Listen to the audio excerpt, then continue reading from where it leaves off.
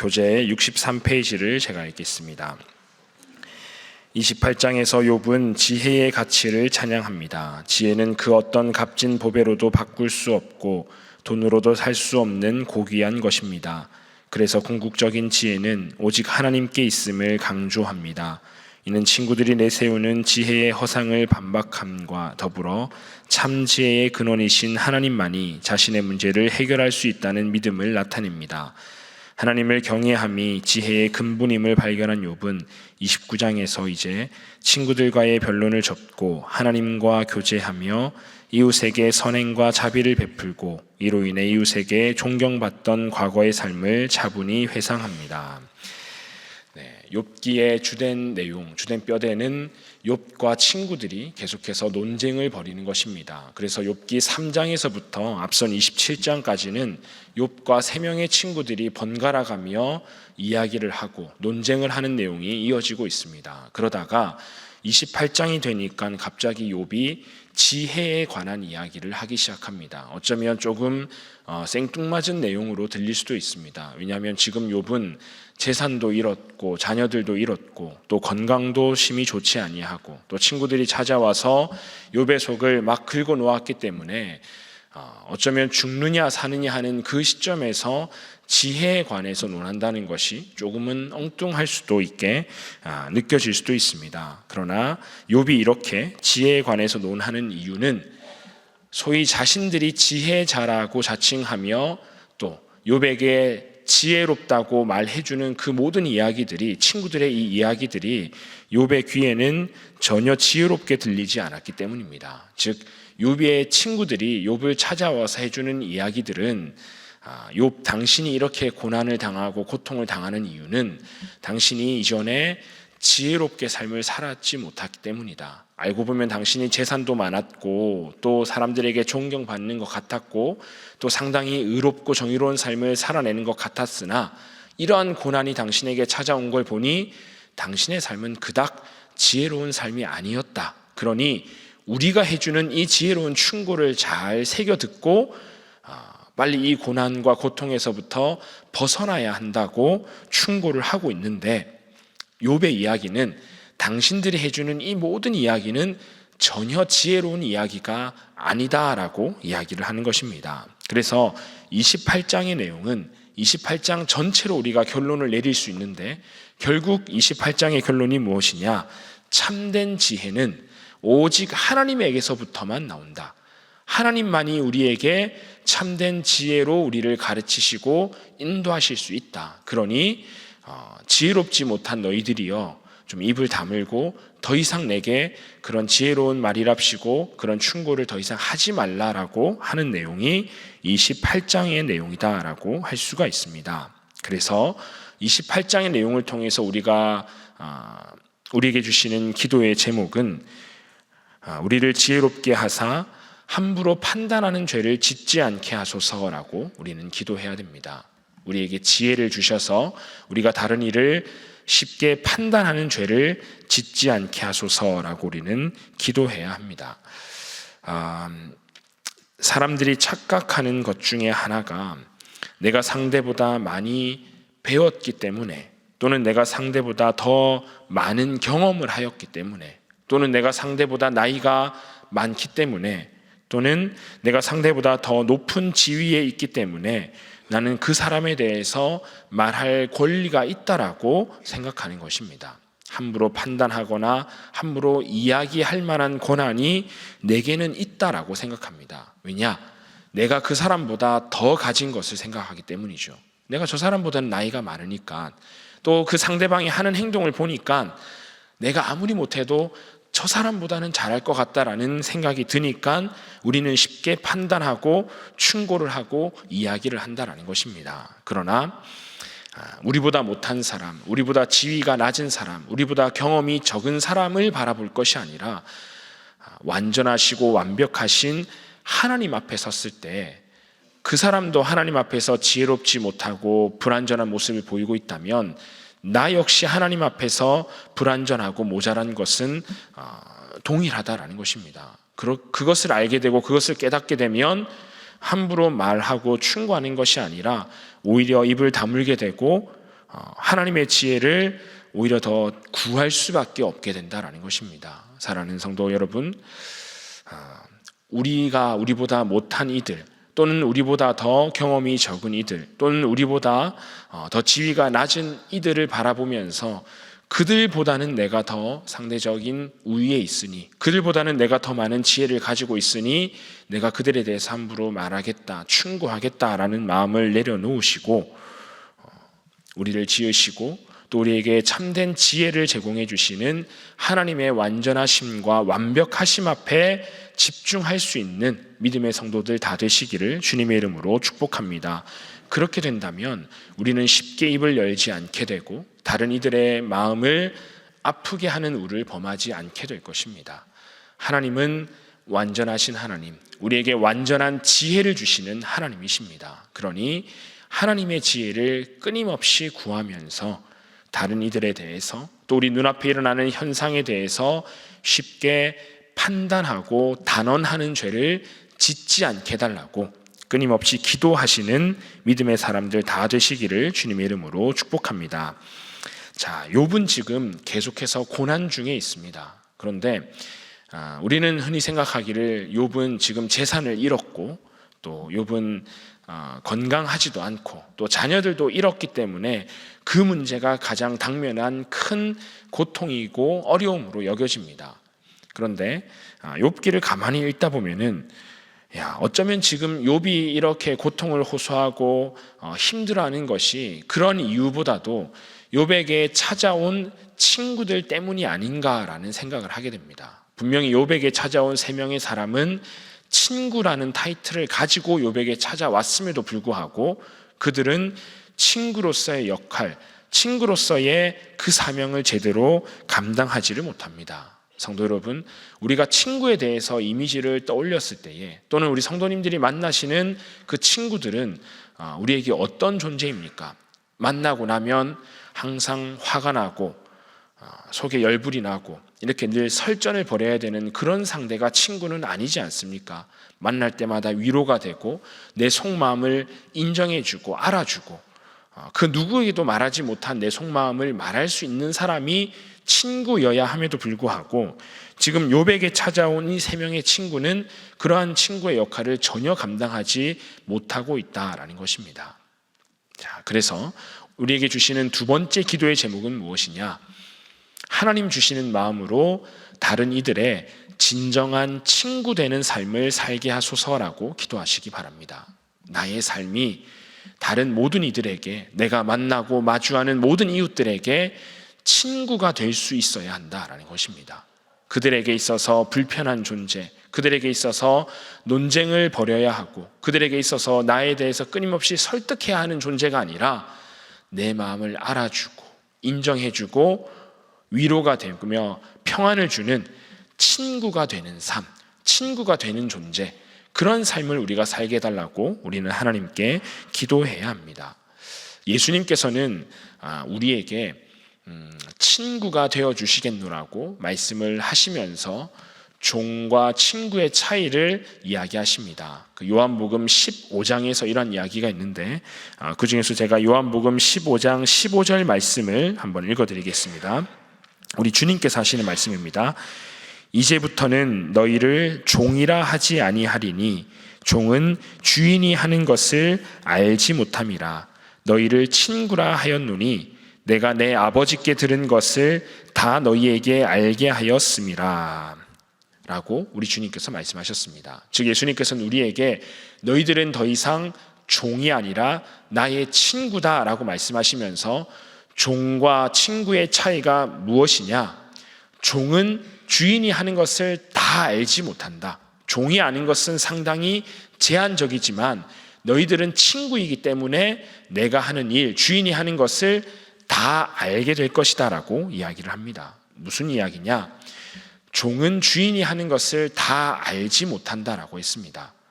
종과 주인 사이에는 엄연한 선이 존재하고 경계가 존재한다라는 것이에요.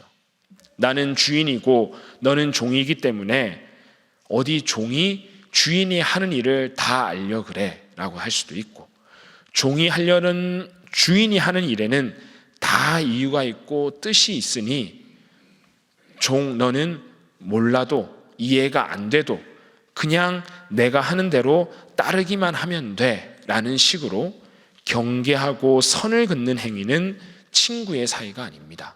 그러나 친구 사이는 내 마음도 너가 다 알고 너 마음도 내가 다 아는 것이 친구 사이이듯 친구 사이에는 그 어떤 선과 경계가 존재하지 않는다라는 것입니다.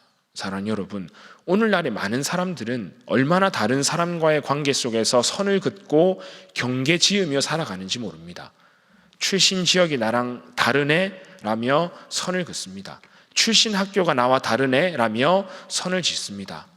생각하는 게 나랑 다르네, 판단하는 게 나랑 다르게 판단하네라며 끊임없이 경계하려 드는 것이 오늘날 이 시대를 살아가는 많은 사람들의 삶의 태도입니다. 그러나 그런 식으로 판단하고 그런 식으로 선을 그으면 욥의 3명의 친구들과 같은 행위밖에 할 수가 없습니다. 너는 지금 고난 중에 있구나, 너는 지금 내 말을 듣지 않고 있구나 라며 경계하고 선을 그으면 결코 그들에게 위로가 될 수가 없고 평안을 가져다 줄 수가 없습니다. 그러기에 진정한 친구 되는 삶은 아무런 경계 없이 그 어떤 선도 긋지 아니하고 상대방에게 다가가는 삶이 진정한 친구 되는 삶이다라는 것이죠.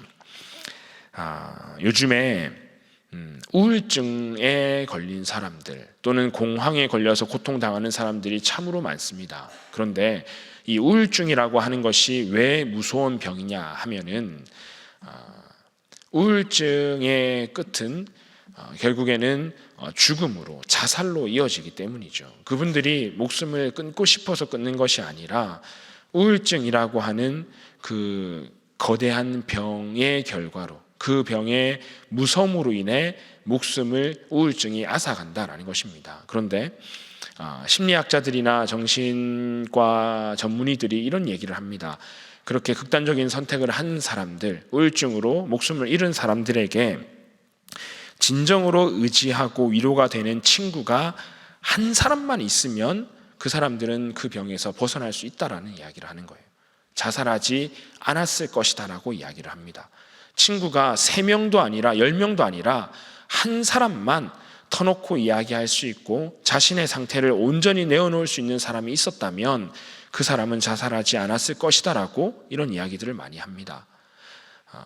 그래서 더욱 안타깝지 않습니까? 그들 곁에는 그들의 말을 들어주고 그들을 아무런 경계 없이 선 없이 다가가 줄 한 사람이 없었기 때문에 그 사람들은 그런 고통을 당하며 살아왔고 그런 극단적인 선택을 하게 됐다라는 것입니다. 사랑하는 여러분, 우리가 만나고 마주하는 다른 이들에게 그러한 친구 되는 삶 되어준다면 얼마나 가치 있고 좋은 일이겠습니까? 욥의 친구들처럼 친구가 처한 상황을 바라보며 경계하고 선을 긋고 판단하는 것이 아니라 있는 모습 그대로 받아주고 용납해주고 그들의 아픔을 있는 모습 그대로 나아가 오롯이 떠안으려 한다면 그들의 친구 될 수 있는, 예수님이 우리의 친구 되었듯 우리도 그들의 친구 될 수 있는 그런 매력적인 삶 우리가 살아갈 수 있지 않겠습니까? 제가 시를 한 편 낭독해 드리겠습니다. 나태주 시인의 그런 사람으로라는 시입니다. 그 사람 하나가 세상의 전부일 때 있었습니다. 그 사람 하나로 세상이 가득하고 세상이 따뜻하고 그 사람 하나로 세상이 빛나던 때 있었습니다. 그 사람 하나로 비바람 거센 날도 겁나지 않던 때 있었습니다. 나도 때로 그에게 그런 사람으로 기억되고 싶습니다. 라는 시입니다. 우리가 다른 이들에게 좋은 친구가 되어주는 삶 살아갈 수 있기를, 또 그러한 삶이 되게 해달라고 기도하시는 사랑하는 우리 모든 성도님들 다 되시기를 주님의 이름으로 축복합니다. 세 번째로 우리에게 주시는 기도의 제목은 하나님께로 더 가까워지게 하소서라고 기도하시기 바랍니다. 하나님께로 가까워지는 복을 누리게 하소서라고 기도하겠습니다. 29장 2절 말씀을 제가 읽어보겠습니다. 나는 지난 세월과 하나님이 나를 보호하시던 때가 다시 오기를 원하노라. 아멘. 오늘 읽은 28장은 지혜에 관한 말씀, 모든 지혜는 오직 하나님께로부터 온다라는 결론이 28장에 주된 내용이라면 29장은 한마디로 요약해서 욥이 이전에 고난 전에 누리던 삶, 모든 이들에게 인정받고 존경받던, 또 하나님 주신 복을 마음껏 누리던 그 삶을 회상하면서 그때로 돌아가고 싶다, 그때가 참 좋았다라고 고백하는 것이 29장의 내용입니다. 자, 그래서 29장 2절의 말씀을 읽어보면, 야, 욥은 정말로 그 예전으로 회복되기를 원하는구나, 다시 예전으로 돌아가기를 원하는구나 하는 것을 알 수가 있습니다. 자, 우리는 욥의 결론을 알고 있기 때문에 결국 욥은 이전으로 회복된다는 것을 알 수가 있습니다. 욥은 재산이 다시 이전보다 더 많아졌고, 잃었던 자녀들을 다시 다 얻게 되었고, 몸도 건강하게 되었고, 아무도 예전에 누리던 명성과 존경도 다시 되찾게 되었을 것입니다. 그런데 욥기를 읽으면서, 야, 욥이 고난 중에도 끝까지 믿음을 지키고 하나님을 의지하였더니 예전의 재산을 다시 되찾았구나, 아니 예전보다 더 많은 복을 주셨구나, 또 자녀들도 하나님께서 다시 주셨구나, 예전에 누리던 삶을 다시 회복하게 되었구나, 역시 욥은 고난을 참고 버텼더니 하나님 주신 복을 받았다라고 결론을 내린다면 욥기라고 하는 이 책에 대해서 오독하는 것이고 오해하는 것입니다. 하나님은 욥이 다시 되찾은 재물들과 또 자녀들과 그 명성으로 인해서 욥이 복받은 인생이다라고 우리에게 말씀하시는 것이 절대로 아니다라는 것입니다. 이것은 하나의 겉으로 드러나는 지표일 뿐, 욥이 진정으로 회복하고 되찾은 것은 하나님과의 관계이며 하나님을 알아가는 지혜라는 것을 우리는 반드시 깨달아야 합니다.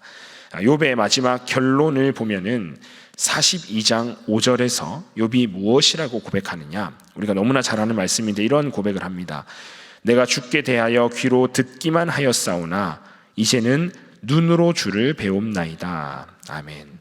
이전에는 하나님에 대해서 내가 귀로 듣는 정도로 알고 하나님과의 교제의 관계가 귀로 듣는 정도였다면, 이제는 이 모든 고난과 고통을 겪은 이후에 지금의 나는 눈으로 보는 것과 같이 하나님에 대해서 더 많이 알게 되었고, 하나님과의 관계 역시 눈으로 보는 것과 같이 더 친밀하고 가까워졌다라고 하는 것이 욥의 고백입니다. 그러니 오늘 29장 2절에서 욥이 고백한 이전으로 돌아가고 싶다, 그 예전으로 회복하고 싶다라고 하는 소망은 더 좋은, 더 깊은 하나님과의 관계로 우리 하나님께서 회복시켜 주신 것을 알 수가 있는 것이죠.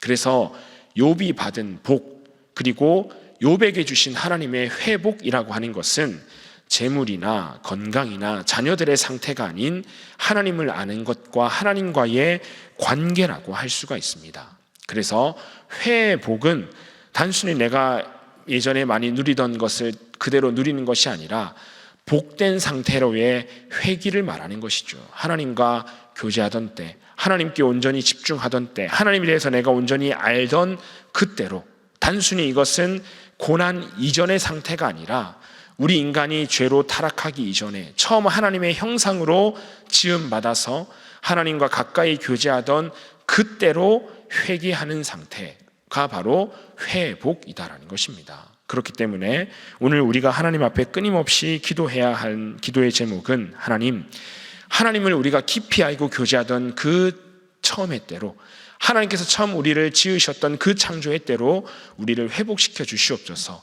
하나님을 더 알기 원하고 하나님과 더 가까워지기 원하오니 그 옛날의 그 상태로 우리를 회개시켜 주시옵소서라고 기도한 기도가 우리에게는 필요하다라는 것입니다.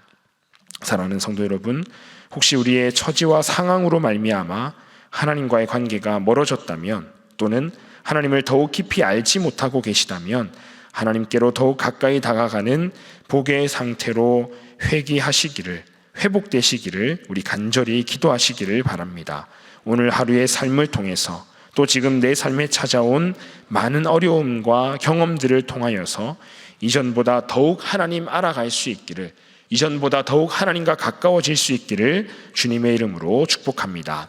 이제 우리 함께 기도하겠습니다. 우리 함께 기도할 때에 오늘 들으신 말씀을 기억하시면서 다른 사람을 함부로 판단하지 않는 그러한 지혜를 우리에게 주시옵소서라고 기도하시고, 또 나의 삶이 다른 이들의 진정한 친구가 되는 삶이 되게 달라고 기도하시고, 하나님을 더욱 알아가는 그러한 그러한 회복을 허락해 달라고 우리 함께 기도하신 이후에 이어서 가정과 교회와 또 나라를 위하여서 또 개인의 기도 제목으로 계속해서 기도하도록 하겠습니다. 우리 함께 기도하겠습니다. 주여 믿습니다. 주여 믿습니다. 주여 믿습니다.